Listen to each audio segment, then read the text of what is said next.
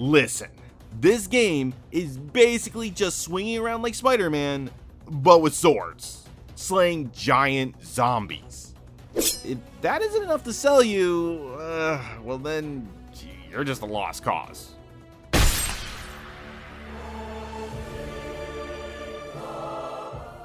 Hey soldiers, Spammer D here. Now, whether you're an anime fan or not, odds are you've at least heard of Attack on Titan. It is one of the few animes to really break out of that weeb sphere into the mainstream.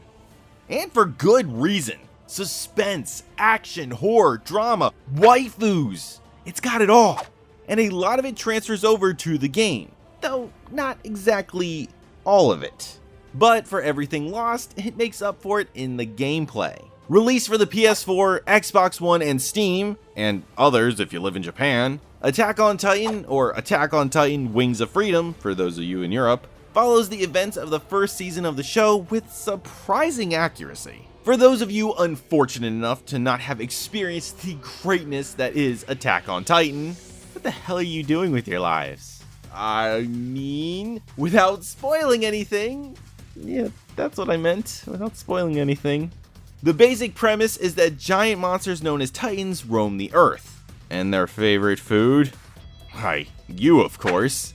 Yeah, basically they are giant zombies, and our heroes, using their Spider-Man-like acrobatics, combined with dual-wielding swords, are soldiers tasked with eliminating them.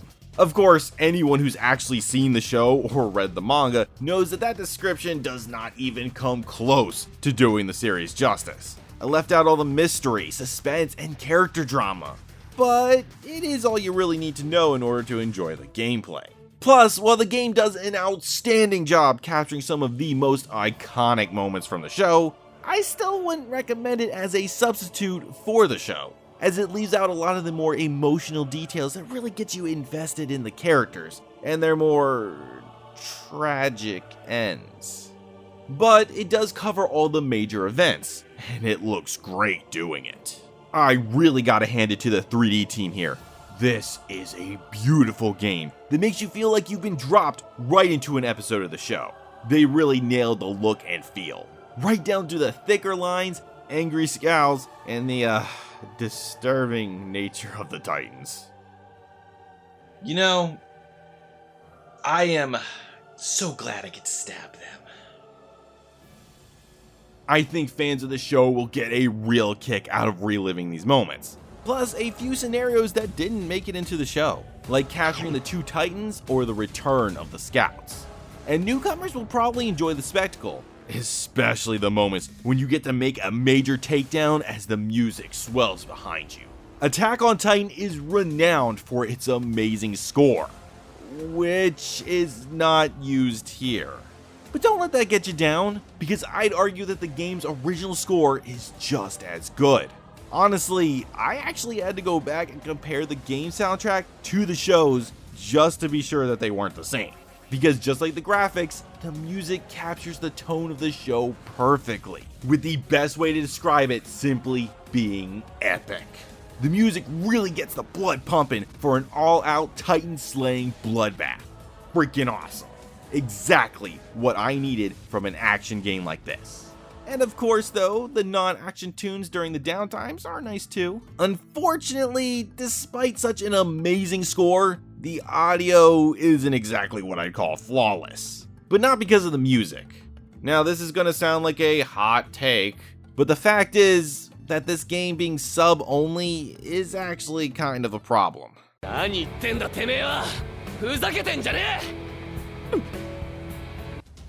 Look, get over your sub versus dub mentality. Because for starters, I've watched both, and they are great. Especially Mikasa's voice actress.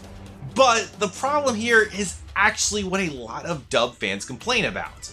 How do you watch the action and read the dialogue at the same time? And yes, I know exactly how most of you weebs are gonna respond. And for the cutscenes, yeah, sure, it's not an issue when we're watching the action. But I think for most of us shinobi from the village hidden in the basement, you'll find that our shotgun guns fail pretty hard when we're knee-deep in the action ourselves.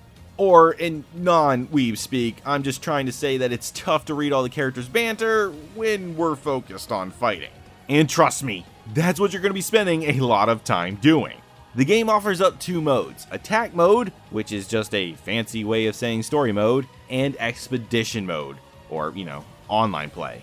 The story mode is exactly what you think it is, playing through the main campaign of the first season as the difficulty ramps up and new mechanics are introduced. And this really is a great place to start, since the combat has a bit of an early learning curve to it. Not that it's exactly hard, but not many third-person action games take place with you just whipping through the air the majority of the time, so the controls can take a bit to get used to, especially since they're a little flawed. While it's simple enough to just take off and start swinging around, it's locking onto the Titans where things get a bit tricky, since you can lock onto different body parts. And it's very easy for the lock on to just change to a different part, especially during the final boss fight.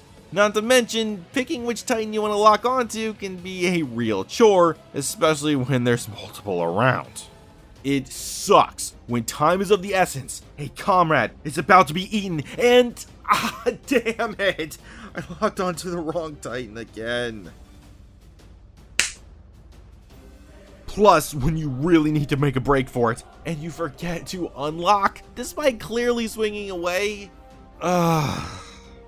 Also, getting on and off your horse, mounting cannons, and recruiting allies are all mapped to the same button too. And that's kind of annoying. But really, that's all just small potatoes. And once you get the hang of it, you'll be slaying like a pro. You will feel like a complete and utter badass the moment when you see an ally about to get devoured and you just swing in there and like a boss. And there is just something euphoric about cutting down a giant Titan and without missing a beat, immediately dropping another without ever touching the ground. This game is just so much fun, and I think it's because they really take this simple gameplay mechanic and just run with it. As you start out, dropping Titans is a breeze. You just aim for the neck and BAM! Call yourself a modern day David.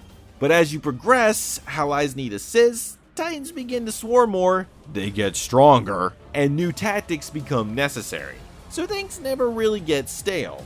And not to mention, not all characters are made equally. As you progress through the campaign, you'll play as and unlock different characters, as well as gear and weapons that you could obtain from completing objectives, like destroying certain Titan body parts or just achieving higher scores. Also, each character is capable of leveling up and gaining new skills.